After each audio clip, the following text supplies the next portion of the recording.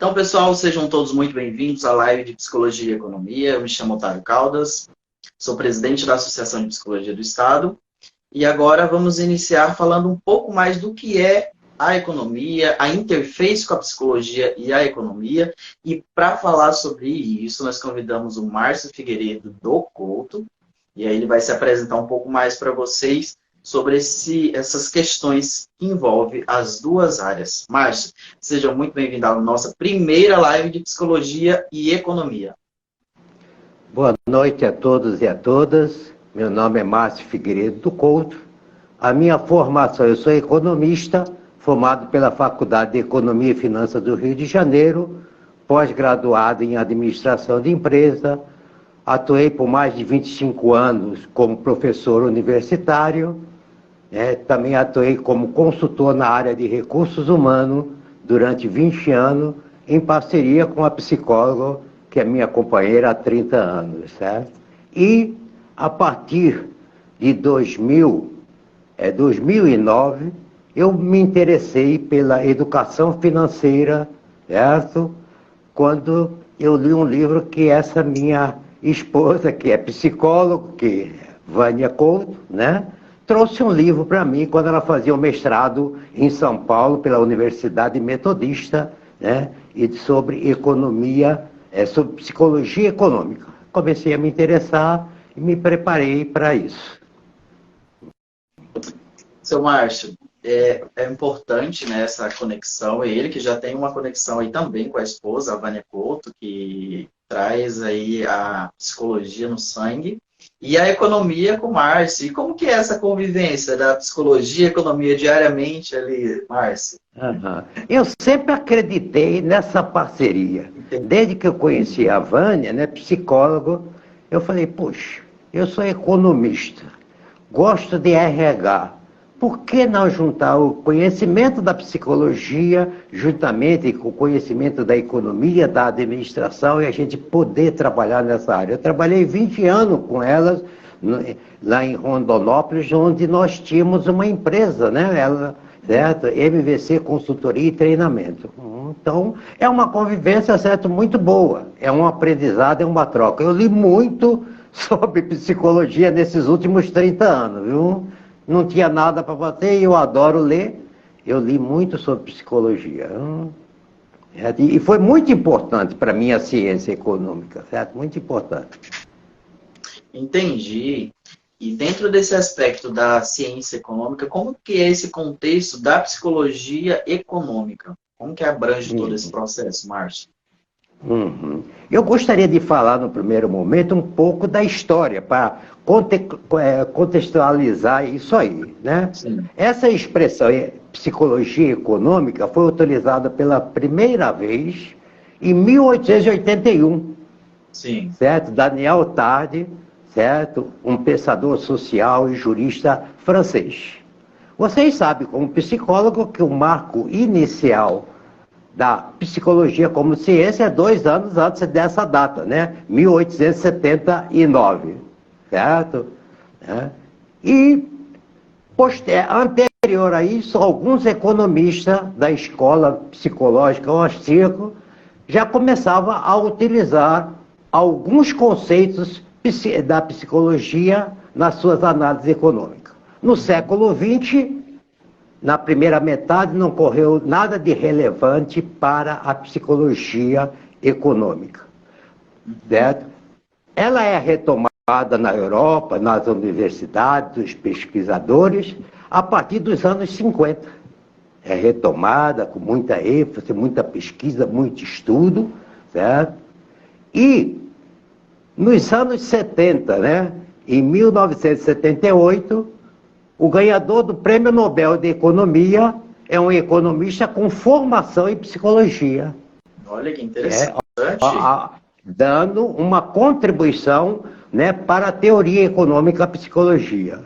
Em 2002, outro psicólogo e economista, né, também, certo, ganha o Prêmio Nobel, certo, de Economia, certo, né? O nome dele é Daniel Heyekman, certo? Então, você tem até um livro dele que depois eu vou comentar, que acho que é muito importante para todos nós, psicólogos e economistas, certo? E em 2017, também um outro, certo? Psicólogo com formação em economia, professor universitário nos Estados Unidos, certo? E ganha também o Prêmio Nobel de Economia. Quando perguntaram para ele como é que ele iria gastar o prêmio do Nobel em geral é $1.100.000. Ele falou que iria gastar da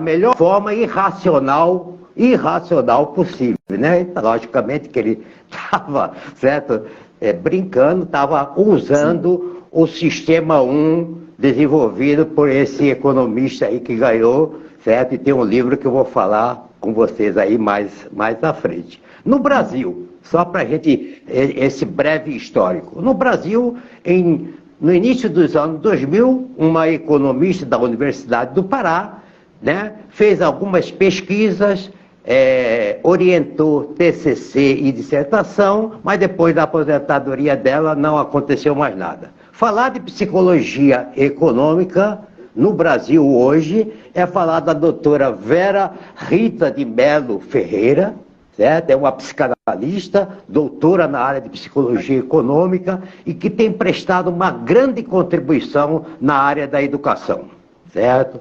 Tá? Seja no Programa Nacional de Educação do Governo, seja em alguma outra instituição. Isso aí seria, em síntese, mais ou menos a história da psicologia econômica no Brasil e no mundo. Entendi, Márcio. E trazendo essas contribuições, como que traz essas contribuições aí da psicologia econômica para a questão atual 2023? Como que é esse processo, Márcio? Muito bem. Hoje, certo, ainda tem alguns economistas, né, da escola neoclássica econômica que ainda não incorporou essa ideia de que a economia é feita por seres humanos. Sim, é verdade. Certo? Se é feita por seres humanos, logicamente, né, mente, comportamento estará envolvidos. E hoje, por exemplo, mais do que nunca. Vocês assistiram o último Fantástico, domingo? Não tive. Não, né?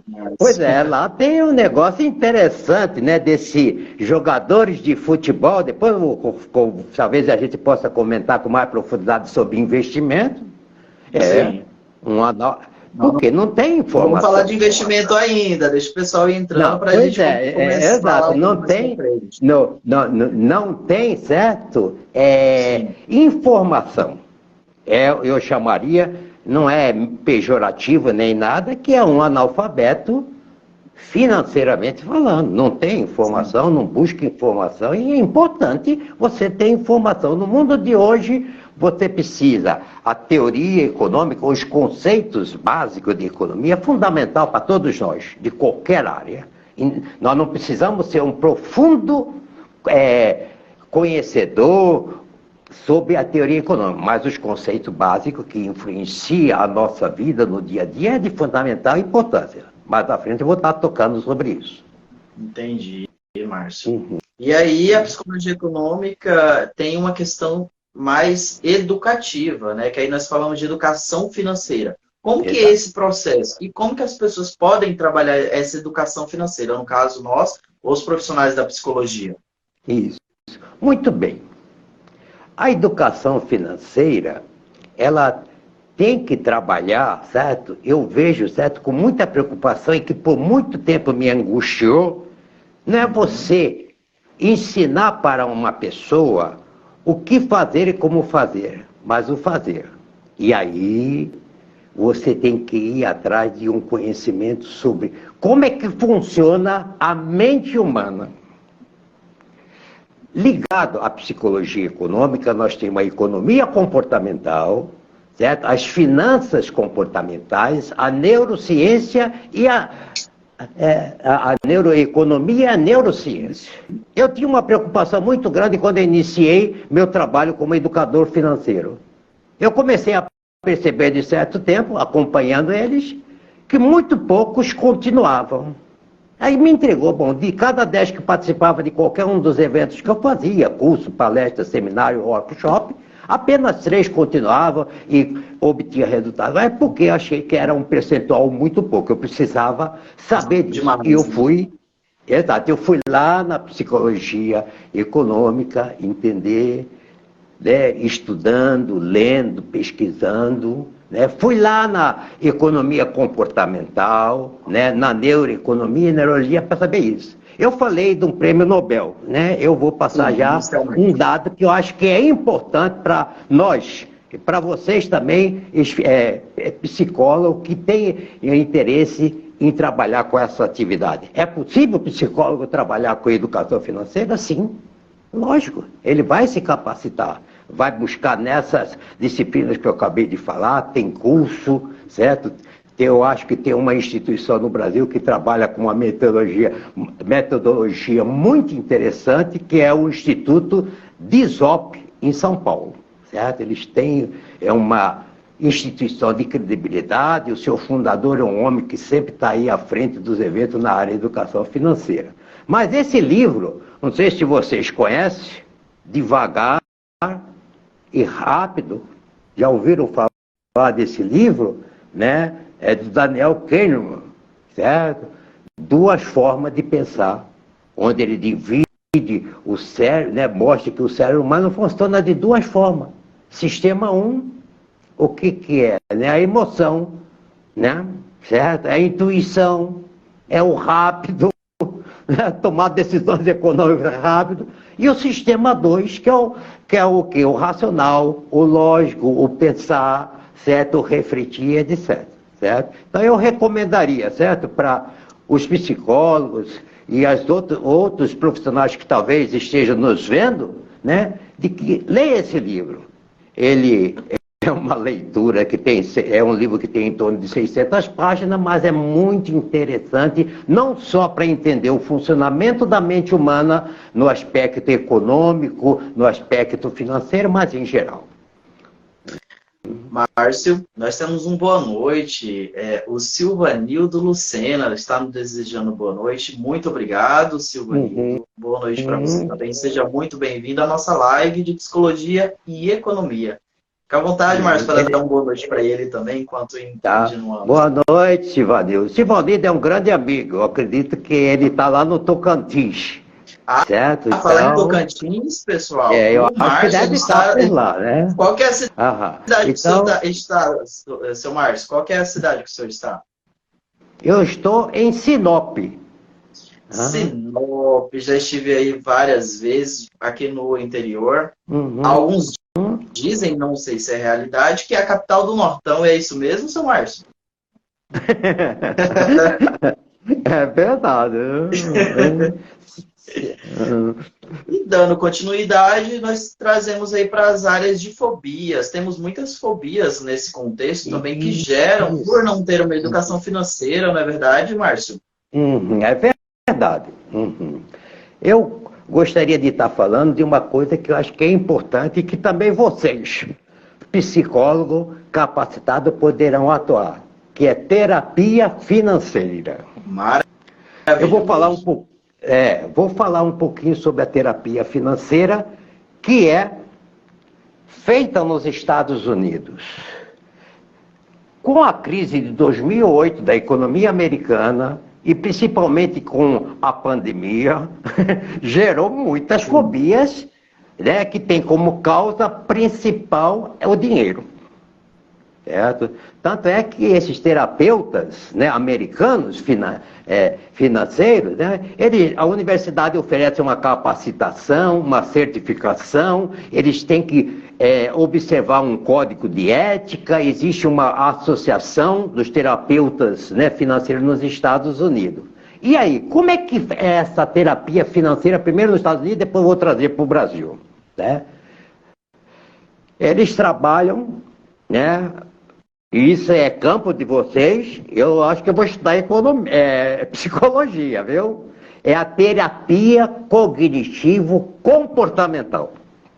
através disso que eles estão trabalhando as fobias, TCC. a ansiedade, o estresse, porque a terapia cognitivo-comportamental tem todos uns instrumentos para trabalhar esses, né, as fobias, ansiedade, depressão, certo? Que tem esse instrumento, vocês que são da área, que são conhecedores disso, tem alguns que atuam, né, com essa terapia cognitivo-comportamental e outros com outro tipo de terapia. Mas, certo? É importante. Na verdade, é uma abordagem, né? É uma abordagem. Aí é uma pessoas que têm essa abordagem. abordagem, tem outras que são de outras abordagens.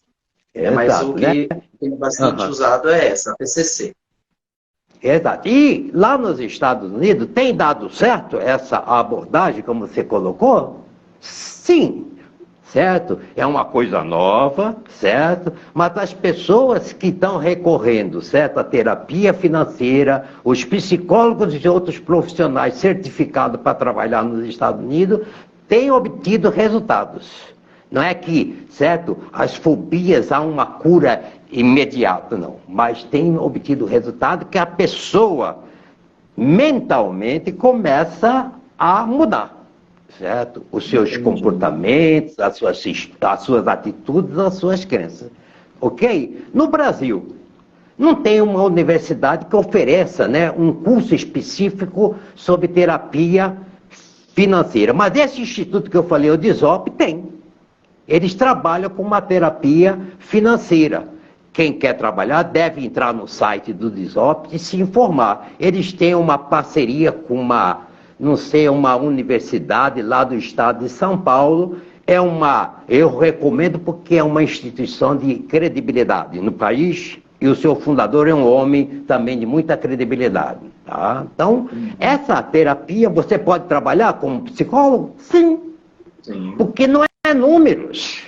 Se fosse só números, a educação financeira, eu sei que o psicólogo muitas vezes não gosta de números, né? Não gosta muito da matemática. Eu vou para as humanas porque não tem matemática, né? É um mito que a gente precisa acabar com isso, certo?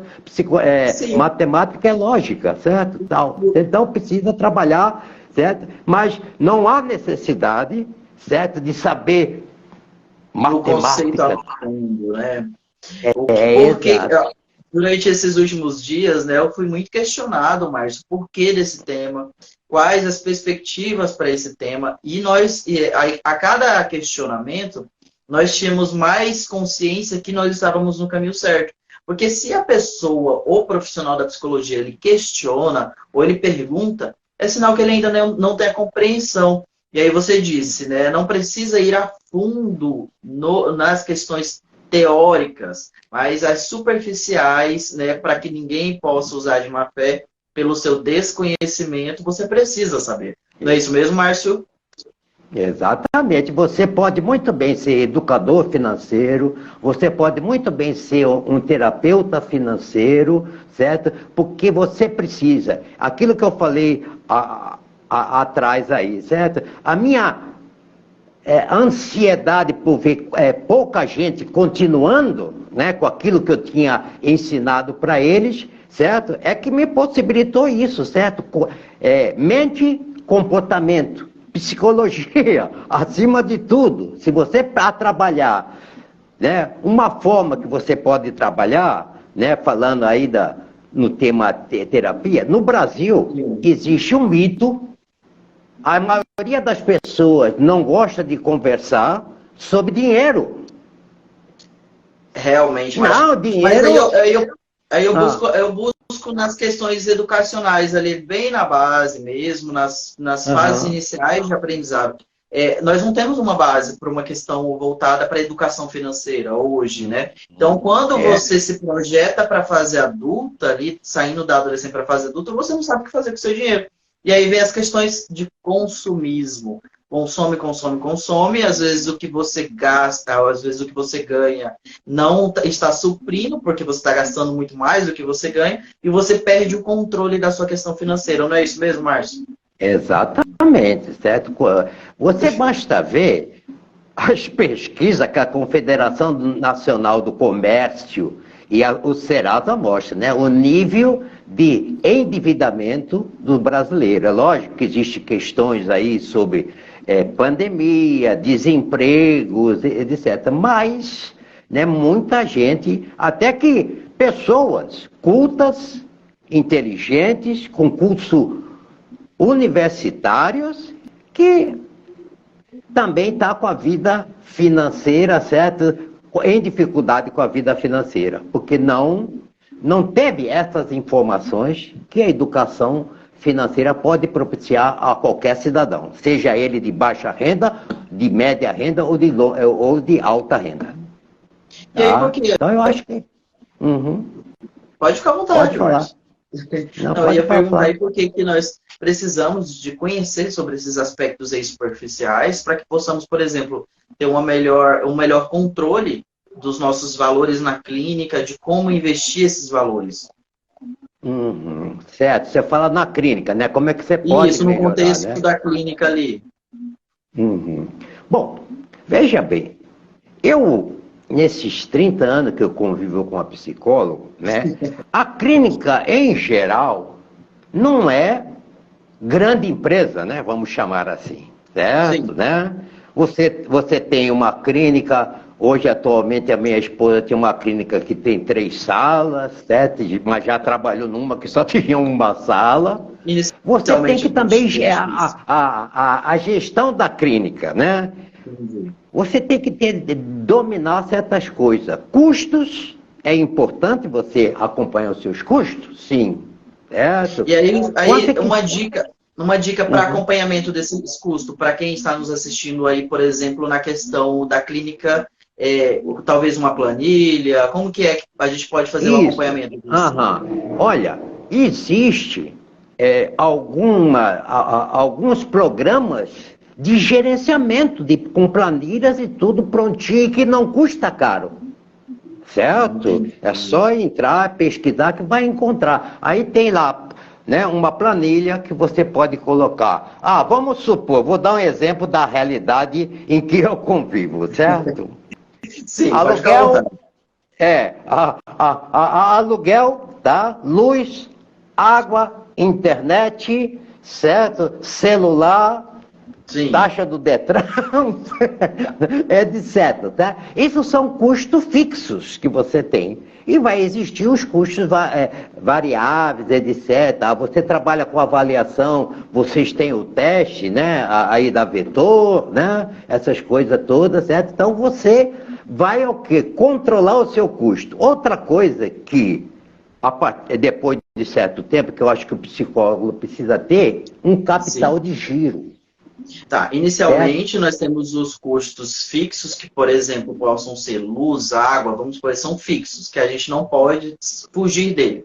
E os variáveis são os que entram ali durante o percurso. Talvez um teste, algo, é isso mesmo? São coisas variáveis. Quanto mais aumenta, por exemplo, o atendimento na clínica em si, através de convênio particular, alguns, sim, são credenciados por alguns órgãos, Polícia Federal,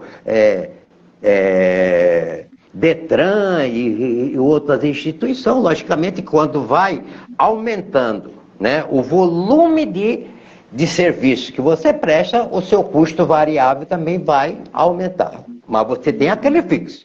Todo mês você não pode fugir daquilo, né? Você tem que pagar o aluguel, você tem que pagar a luz, tem que pagar a água, pagar a internet e o celular. Ok? Eu acho que é dessa forma que você vai gerando. O capital de giro, a partir de certo momento em que você já tem a clínica por certo tempo, guarde um dinheirinho. Como na vida particular do psicólogo, exato, deixa uma reserva.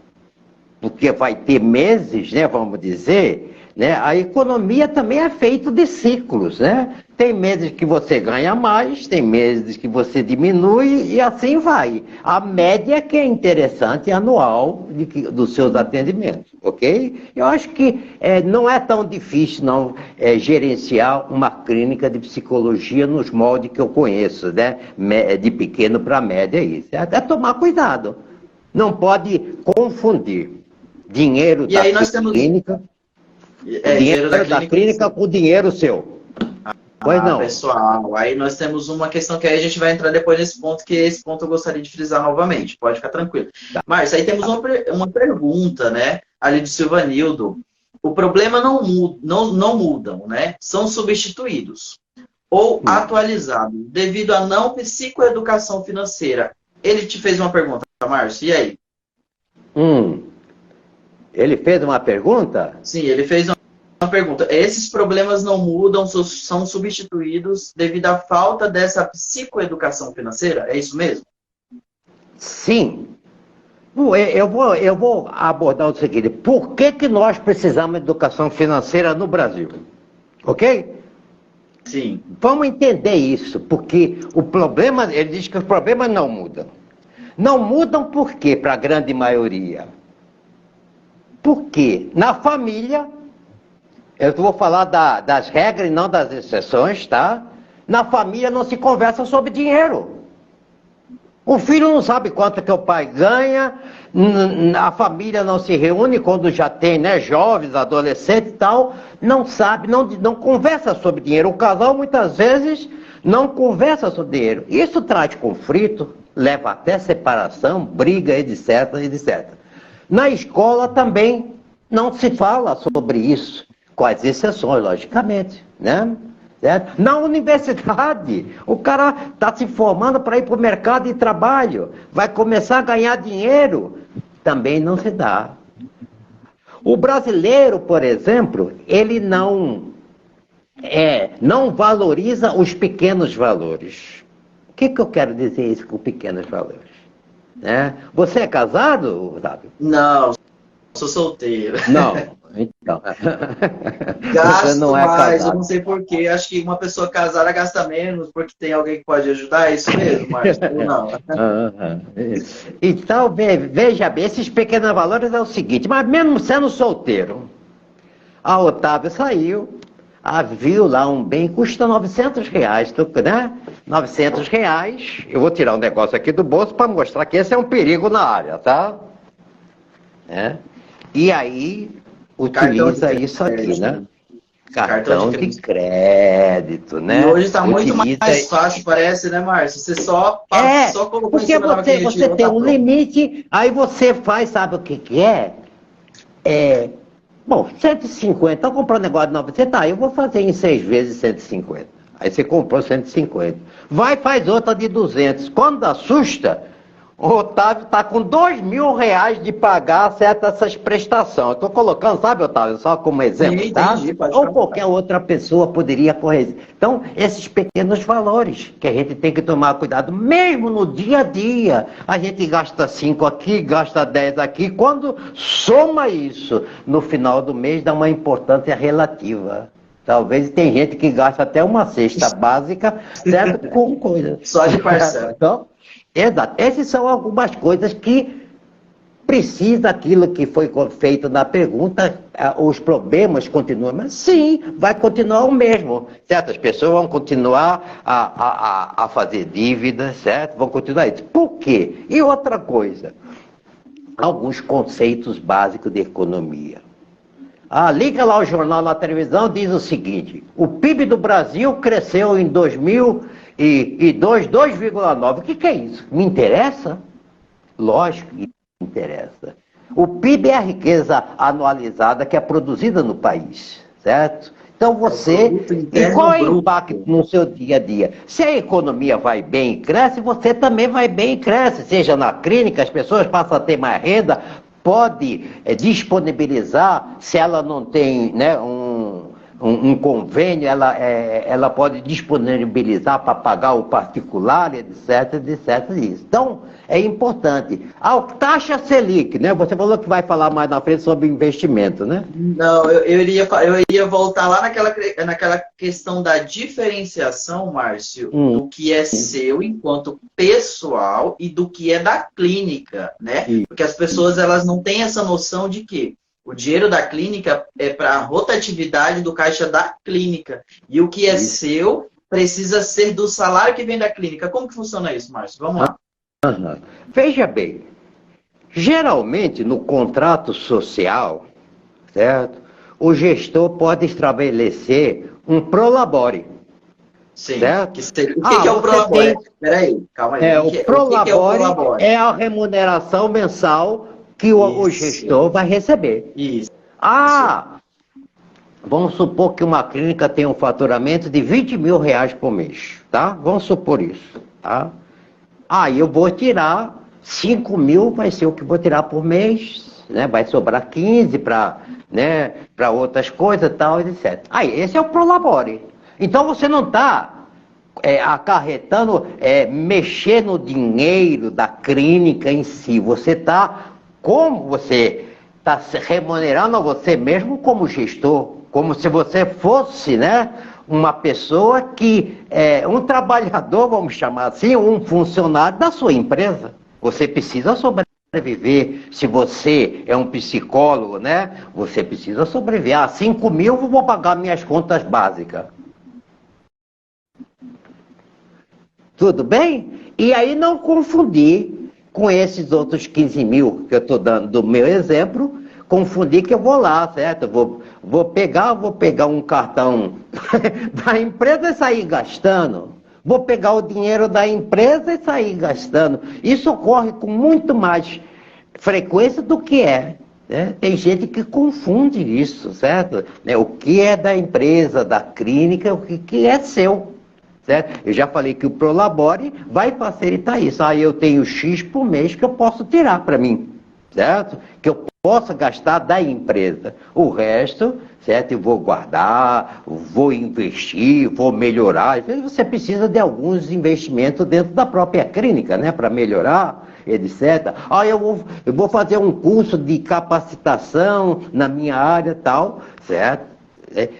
A clínica pode precisar, porque você vai trazer o retorno, né, dessa capacitação, desse treinamento, desse curso, etc. Ok? Eu acho que ficou bem claro isso. Claro. Não confundir, né, o dinheiro da clínica com o seu particular, certo? Às vezes tem pessoas... Às vezes tem pessoas que... Eu sou casado, por exemplo, com uma psicóloga, né? Ela tem uma clínica, certo? Eu trabalho com ela, certo? Faço a gestão da clínica, certo? Trabalho algumas coisas dentro da minha área, que é a educação financeira.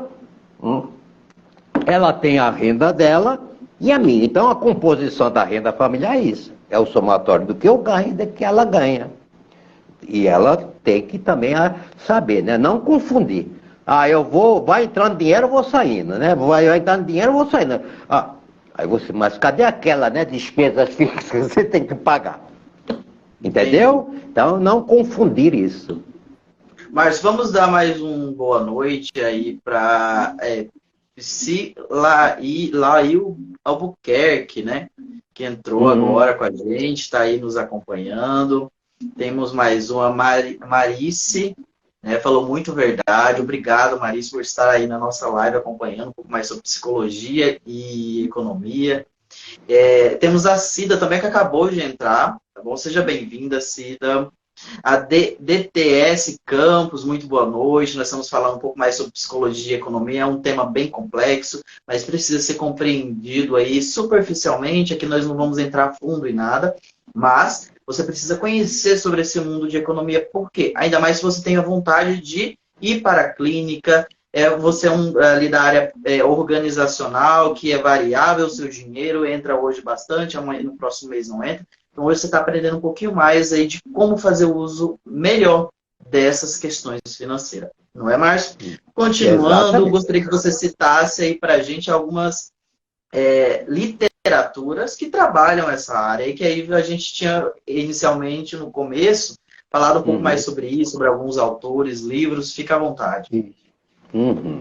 Muito bem. A doutora, como eu falei que a doutora Vera Rita, né, de Melo, certo? Ferreira, ela tem 3 livros importantíssimos na área, certo? Eu acho que é muito importante isso, certo? 2 palavrinhas que eu gosto muito quando eu trabalho a questão da educação financeira é heurísticas e vieses. O que é heurísticas? A heurística são atalhos mentais, né, que nós utilizamos, que facilita, né, e agiliza o processo de tomada de decisão, seja econômica ou financeira. Só que esse facilitar, né, pode nos levar a quê? A erros de avaliação, de percepção, certo? E que se chamam os vieses. Por exemplo, eu recomendaria quem quer aprofundar na área de educação financeira, consultar, certo? O site da CVM, que é a Comissão de Valores Mobiliários. Lá tem uma publicação sobre os vieses, certo? Do consumidor, os vieses, outra publicação, os vieses do poupador e os vieses, certo? Do investidor, certo? Ah, por exemplo, aquele rapaz, coitado, que perdeu 6 milhões do Palmeiras, né? O outro perdeu 17. Que viés Perdeu será um golpe, que eles estão? né, Márcio? Além do golpe, mas tem, por exemplo, tem até algumas coisas que por falta, é legal, mas também, né? Você, Otávio, pô, bacana, presidente da associação, né, dos psicólogos do estado de Mato Grosso, ele falou que é muito bom aplicar em criptomoeda. Legal. A gente sabe que isso é muito volátil, né? Sobe, desce, etc. Aí vou lá, como ocorreu com a filha da Xuxa e também com meu grande ídolo do Flamengo. Eu sou Flamengo, eu tenho uma nega chamada Tereza. Tereza não, mas Vânia, certo? Vamos brincar um pouquinho para descontrair um pouco a nossa conversa. Falando de investimento, Márcio, falando de investimento, já que você tocou nesse assunto, e quais as dicas que você pode aí, informar para os profissionais da psicologia, Márcio, de investimento? E antes de você responder essa pergunta, nós temos a do Silvanildo. Ele está interagindo bastante com a gente aqui. E ele tem uma pergunta muito interessante. Então, é bom não misturar os gastos jurídicos com o físico, por exemplo? Ou aquele contexto que a gente estava comentando, né? Não misturar o que é pessoal do profissional ali da pessoa física e pessoa jurídica. Tá certo? Não confundir, para que não traga problema para a clínica, né? Que você fica numa situação até difícil, muitas vezes, de pagar, né, os seus custos fixos. Tá? Então, é importante isso, saber separar para que o dinheiro que vai entrar, você saiba gerir, tira o seu prolabore, cubra os seus custos fixos e você vai caminhar, certo? Né? Trazendo uma linguagem aí mais informal, pessoal. Quando entra o valor total, você paga as dívidas da clínica ali, de todo o consultório, né? Que aí são os testes, todas as questões de luz, água da clínica também, todas as questões de despesa fixa e variável. Isso. Vai sobrar um montante. E esse montante, você tira o quê? Uns 2% desse montante, ou 3%, para as suas questões financeiras pessoais. É o que nós chamamos de prolabore. E esse prolabore é o seu salário. O seu salário, ele é a sobra de todas as questões já pagas da clínica ali que você usou. É isso mesmo, Márcio? Dessa forma bem simples, é isso. Entrou dinheiro, tenho que pagar as contas da clínica. Paguei tudo, tirei o meu prolabore, né, por exemplo, tal, tranquilo, certo? É um percentual que você vai estabelecer, vamos dizer, do líquido, né? Quando a clínica tem muito movimento, a necessidade de fazer uma contabilidade, você tem que pagar também o contador, certo? Que também eu me lembro que janeiro, fixo, né? Janeiro é um mês difícil, certo? Para toda a clínica. Por quê? Eu falo para minha esposa, você tem que guardar dinheiro, que janeiro vem aí. Já começa em dezembro ou novembro, Márcio? Já começa o que você paga em janeiro? Certo? Você vai pagar a vigilância sanitária, que é uma grana, certo? Você vai pagar o alvará da prefeitura para o ano, né? Então, quando assusta, você tem no mínimo de despesa aí, em torno de 1.500, sobre essas 500 a R$ 2.000 no mês de janeiro. Ó. Para Se nós que você somos da área tiver... da psicologia, ó, Márcio, janeiro, fevereiro, ali tem a anuidade. E aí você paga com Aham. 15, talvez 30% de desconto a anuidade da psicologia, ali, dos conselhos de Hum, psicologia. Então, ela é, já junta com todos esses processos. exatamente, é isso mesmo. Mas é isso, Otávio. Você Temos mais estava uma querendo pergunta, colocar... Márcio. Pois não, pode fazer. O que é melhor na psicologia financeira? Poupar ou investir? Acredito que uma coisa leva a outra, ou não? Ah, muito bem, né? Poupar ou investir, né? O que dificulta, né, as pessoas guardar, né? Lá tem os vieses, certo? Depois dá uma olhada lá no CVM novamente, tá? Sim. As pessoas não têm uma cultura de poupança, né? Guardar. Eu vou falar de dois ciclos para vocês entenderem melhor essa questão da poupança e de investimento, tá? Muito bem. Tem alguns neurocientistas, né, que colocam sobre a questão essa questão de que existe dois ciclos, da pobreza e da riqueza, da prosperidade, do equilíbrio financeiro. O que é esse ciclo da pobreza, que eu denominaria círculo vicioso da pobreza? O que é esse ciclo? A pessoa trabalha, ganha e gasta. Trabalha, ganha e gasta. E não completa o ciclo. O ciclo que pode levar você a ter uma saúde financeira, a independência financeira e até chegar numa riqueza, ele é o círculo virtuoso. O que é isso? A pessoa trabalha, não importa o trabalho dela, ela ganha, ela sabe gastar o consumo inteligente, certo? Não tem problema né? Aquela pessoa que só vive querendo consumir, comprar, comprar, comprar. E depois sobra dinheiro para ela poupar, guardar e aprende a investir. Aí você tem um ciclo completo. O que é mais importante, poupar ou investir? Primeira coisa, você poupa para... O que é a poupança primeiro? A poupança, você adia o consumo atual para consumir mais lá no futuro, lá na frente. Isso que é poupança. Eu estou guardando dinheiro para quê? Né? Certo? Então você tem que saber isso. E quando a gente fala de trabalhar o brasileiro, a questão do dinheiro, que é tabu, ninguém quer conversar, uma coisa que eu tenho utilizado em vários, certo, educadores financeiros, mentores, né, nessa área, utilizam o seguinte: você começa não colocando planilha, receita, despesa, etc. Começa a trabalhar os sonhos das pessoas. Né? O que você quer daqui a um ano? O que você gostaria de ter? O que você deseja no curto prazo? Daqui a 5 anos, o que você gostaria de estar fazendo, adquirindo para você daqui a 10 anos? Né? Nós latinos-americanos temos uma cultura, e brasileiros, né? Do imediato, nós queremos tudo para ontem. Para né? ontem. Aí quando você trabalha o sonho, certo? Vai chegar um momento em que vai ter que fazer.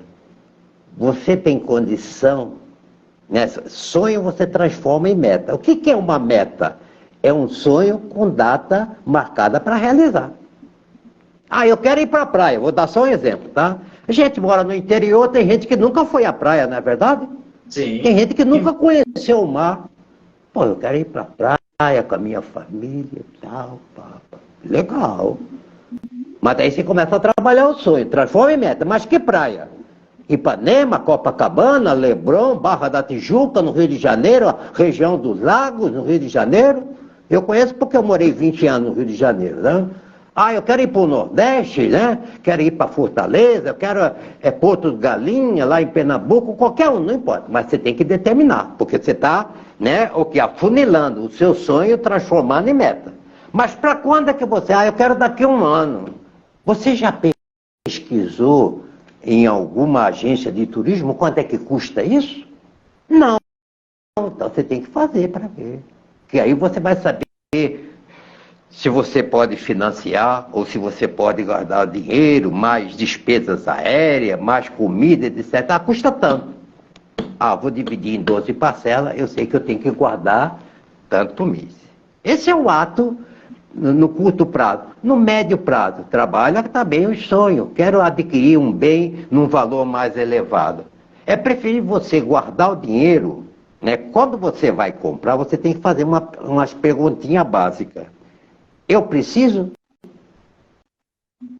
Eu posso adiar? Eu tenho condições de comprar agora? Porque a gente, o Otávio, brincando com você, tá, Otávio? Vai lá no shopping, ele ganha um presente lindo, certo? De final do ano, não sei o que, vai lá para trocar. Aí ele entra no shopping para trocar, né? O presente, certo? Que o tamanho não estava adaptando, tal. Aí quando assusta, ele olha aquele tênis, R$ 1.200. Fica encantado com ele. Pô, eu vou comprar. Você está o quê? Está na emoção, né? Você não está planejado. Ou não. Nesse momento você está com a emoção trabalhando. Está lá na heurística, atalho mental. Tá. Mas dá uma respirada, Otávio. Pera lá. Eu vou pensar, eu vim aqui no shopping apenas para trocar um presente. Não vim para comprar. Vai embora para casa, né? Aí no outro dia amanhece com aquele tênis na cabeça novamente. Bom, aí você fala, bom, ixi, eu quero aquele tênis realmente. Beleza. Aí você vai pensar, existe um viés, certo? Que se chama viés, que é da contabilidade mental. A gente sempre acha que um valor de uma prestação cabe no nosso orçamento e a gente não vai na real, vai mentalmente. E quando assusta, está lá aumentando no seu orçamento, aumentando na sua dívida, nas suas prestações. Então, poupança é fundamental. Temos um tempinho curto. Vamos encaminhando ali para as últimas perguntas finais, né? E aí eu gostaria que você trouxesse algumas dicas importantes para quem trabalha com clínica, por exemplo, ou quem trabalha nas questões como eu, por exemplo, sou da área organizacional. Porém, eu sou empregado, mas tem pessoas que trabalham na área organizacional e trabalham por conta própria. São os autônomos, né, da área da psicologia. Quais as dicas que você dá para essas pessoas, tanto na clínica, tem a sua própria clínica, quanto para essas pessoas que são autônomas ali, cuidam do seu próprio dinheiro, Márcio? Você fala em relação às finanças dela, é isso? Correto? Isso, as finanças. Muito bem. Muito bem. A dica é sempre o seguinte. Você tem que chegar uma hora, a partir do momento que você trabalhou a sua mente, criou novos hábitos, criou nova relação, por isso que eu falo trabalhar sempre isso, certo? Se você está preparado mentalmente, aí você vai lá para o que fazer. Essa instituição que eu já citei, o DISOP, tem uma metodologia muito interessante que fala que você precisa saber qual é a sua situação atual financeira. Aí você vai fazer o seguinte, tanto o autônomo, qual que é a minha situação? Não sei, não tenho controle, enquanto tenho dinheiro no banco eu gasto, e quando falta dinheiro eu entro no cheque especial, entro no cartão de crédito, sabendo que tanto cartão de crédito quanto cheque especial está em média 14% ao mês, aí não paga o boleto, a fatura do mês, aí começa a acumular e surge problema. Bom, né? Essa é uma questão. Agora você vai sentar e vai ver. Quanto é que se você é um profissional que sabe fixo, né? Você sabe quanto é que você ganha todo mês. Agora você é um autônomo, você tem uma média. Mais ou menos, você sabe mais ou menos quanto é que ganha, certo? Aí você vai trabalhar com essa renda. Ah, você é casado? Ah, vai pegar a renda da esposa. Tem filhos que também contribuem com a renda da família. Soma tudo, beleza? Ah, se você é solteiro como o Otávio, tem que bancar o jogo sozinho. Então é o É único nível de complicado, né, renda. Márcio? É E aí eu vou dar um complicado. tempinho, Márcio, vou dar um tempinho para você tomar uma água, enquanto a gente aí agradece aos que estão entrando agora. Fica à vontade aí, Márcio.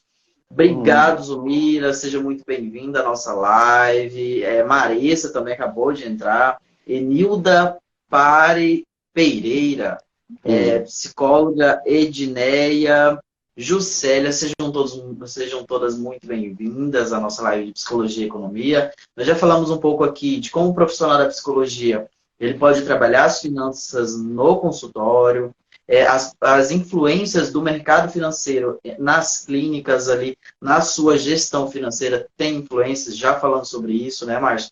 Já Exato. falamos também sobre o capital de giro, que é muito importante. O capital de giro para nós psicólogos é aquele dinheirinho que ele entra, ele sai, ele entra, ele sai. Hum, Aquilo é o capital de giro. Como articular aquilo tudo dentro da clínica. Já falamos que você precisa se organizar e ter talvez um sistema de gestão financeira que são baratos, tem aplicativos até para isso, para que você possa se organizar. Márcio já deu algumas dicas de aplicativos também que podem ser utilizados, né, para essa organização dentro da clínica é importante. Já falamos também, pessoal, sobre como pegar esse dinheiro, usar ele para pagar todas as dívidas da clínica. Falamos da diferença da clínica para o seu pessoal, né? Porque o pessoal são os gastos seus e tem os gastos da clínica ou das suas questões ali profissionais que precisam ser, inicialmente, você precisa pagar primeiro eles, para depois o restante que sobrar você coloca uma porcentagem e aí é o Prolabore. O Prolabore é chamado de salário. Continuando a nossa live, já encaminhando aí para os minutinhos finais, Márcio, gostaria que você deixasse mais dicas, que aí eu estou puxando algumas dicas importantes, porque o pessoal vai precisar na clínica. Precisa para administrar melhor o dinheiro, saber como lidar. E, para finalizar, onde que nós conseguimos investir esse dinheiro, Márcio? Da melhor maneira hum. possível. É na Repete. poupança? Ah, tá. Muito bem. Vamos falar de investimento, né? Sim. Primeiramente, todo mundo que me encontra sabe que eu sou economista. Na maioria dos lugares que eu vou, todo mundo me chama de professor, né? Certo? Já tem Professor muitos Márcio, chamam. tá? Já vem. Qual é o melhor investimento? Eles querem saber. Ele deve saber. Aí eu pergunto, qual é o seu sonho? Para que você quer investir? Dependendo do seu sonho, há um tipo de investimento mais adequado para cada tipo de sonho. Entendi. Ah, eu quero guardar dinheiro para ter uma reserva. Beleza. Você vai pegar um investimento em que te paga a inflação, mais uma taxa de juro para preservar o poder de compra do seu dinheiro. Ah, eu quero para aquela viagem. Muito bem, você vai pegar, fazer isso. Por exemplo, poupança, a gente escuta, né? Falar em investimento, eu vou guardar dinheiro na poupança, não é verdade? A Sim, maioria do sim. brasileiro pensa assim, porque ele não tem, desculpe, informação sobre os outros tipos de investimento.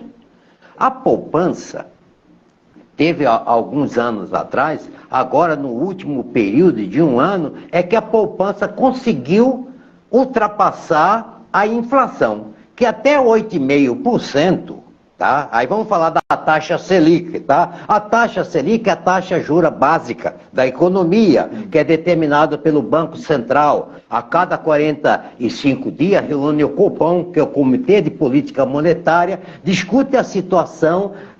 Essa taxa também combate a inflação, tá? Essa é a taxa. Hoje está em torno de 13,5%.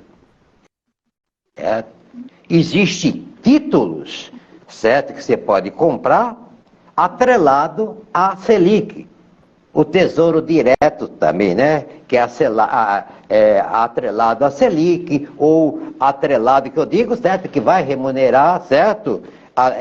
Baseado nessa taxa, certo? Baseado no INPC, que é o índice de inflação, né? Oficial, etc. Então, você tem que saber qual é o seu sonho, para que você quer investir para atingir. Você quer de médio, longo prazo, etc. Que tem títulos, por exemplo, do governo, que paga bem, de 10 anos, 20 anos, 30 anos até. Agora tem investimento, certo? Em renda fixa e em renda variável. A renda fixa é quando você chega, certo? Para aplicar o seu dinheiro, investir o seu dinheiro, a CDB, Certificado de Depósito, né? Tá, bancário. Quanto é que vocês estão pagando para uma aplicação de 90 dias? Naquele momento você já sabe quanto é que você vai receber.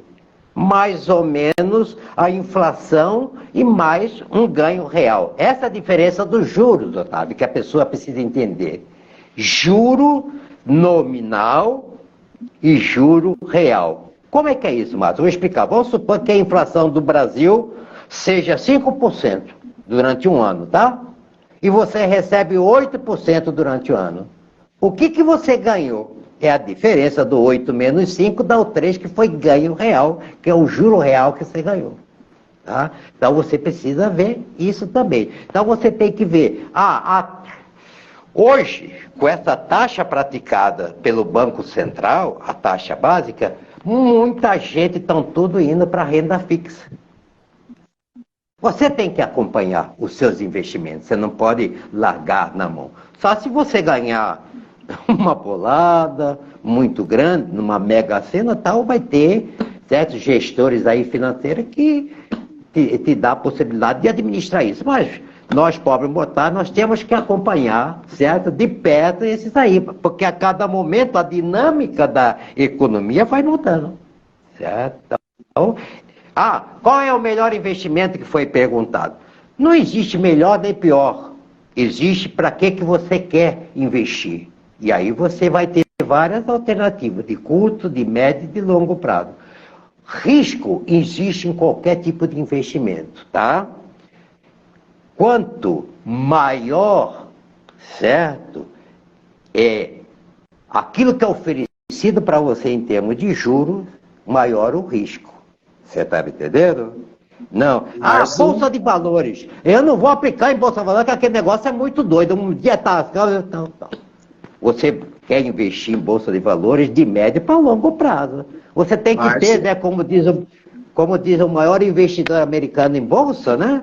Você tem que ter o sangue frio, meu amigo. Em determinado momento, calma. Tá? Então, o melhor investimento é isso, baseado nos seus sonhos. Pois não? Chegamos aos nossos minutinhos finais. Gostaria que você deixasse as suas contribuições aí para quem nos já assistiu até aqui, para quem vai nos assistir posteriormente e para quem tem um sonho, Márcio. Beleza. Eu queria dizer, eu tenho um grande carinho pela profissão de vocês, psicólogos. Não só porque eu sou casado, né? Eu até brinco que falava lá em Rondonópolis, aqui quando encontro e reúno os psicólogos, eu falo que abriu uma associação dos maridos das psicólogas, certo? Tá? Então, vocês são muito importantes na vida das pessoas, entenda isso. Certo? Valorize mais a profissão de vocês. Certo? Vocês são importantes, né, para a saúde mental, comportamental das pessoas, certo? Acredite na profissão de vocês, invista no conhecimento, certo? Faça da clínica, certo, o melhor possível profissionalmente, certo? Dinheiro é bom, mas também tem que saber guardar dinheiro, tá? Guarde um pouco do seu dinheiro, aprenda isso. Quando você é mais jovem, certo? Você pode guardar um recado, até 10% ao mês. Daqui a alguns anos você vai. Eu costumo dizer que o juro composto é como se você estivesse numa estação de esqui. Aí você pega, forma uma bolinha de neve e joga para descer a ribanceira. Será que tamanho que vai chegar essa bola lá embaixo? Essa imagem é sobre juros, tá? Acredite nisso, certo? Acredite você, se você quer trabalhar com educação financeira, se capacite, é possível. Trabalhar com terapia financeira é possível, é um campo novo em que os brasileiros estão estudando. Esse é um recado meu. Um beijo no coração de vocês, Fiquei muito feliz de ter conversado com vocês, psicólogo, certo? E estou à disposição de vocês. Sempre que precisar a gente trocar ideia, e eu vou aprender, logicamente, continuando a aprender com a psicologia, porque eu gosto dela, porque ela me ajuda muito nessa minha função de educador financeiro. Otávio, foi um prazer ter estado com vocês nessa noite, desejar a todos vocês sucesso profissional cada dia mais, muito dinheiro no bolso. Um beijo no coração de vocês mais uma vez. Fiquem com Deus.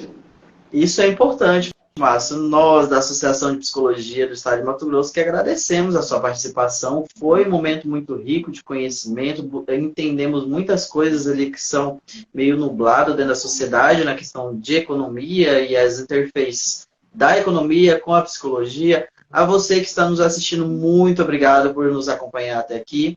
Mais uma vez, Márcio, uma excelente noite para todos vocês. Espero que nos acompanhem sempre pelas nossas lives, que a partir de agora vai ter muito mais para vocês.